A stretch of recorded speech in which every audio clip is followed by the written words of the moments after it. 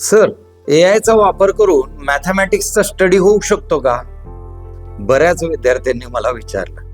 म्हणजे मी चॅट जीपीटीला एखादं न्यूमरिकल दिलं आणि मग तो सोडवायची मला मेथड सांगतो.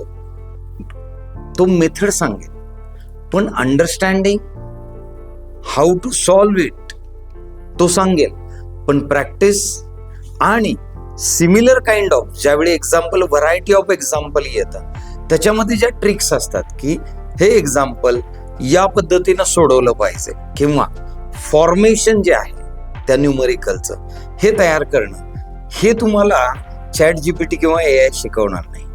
ह्याची प्रॅक्टिस कुणाला करावी लागेल? अहो, तुम्हालाच. कशी करणार? तर प्रॅक्टिस करताना ऑब्व्हियसली तुम्ही तज्ज्ञांचं मार्गदर्शन घ्या, त्या गोष्टी अंडरस्टँड करून घ्या, फॉर्म्युलाज जे आहेत मॅथ्सचे हे लिहा आणि ह्या सगळ्यानंतर मग त्या तुम्हाला ज्या चार्ट सिस्टीम बनवून त्याच्यातल्या ट्रिक्स अंडरस्टँड झाल्या की ऑटोमॅटिकली तुम्हाला मॅथ्सचा स्कोर होईल.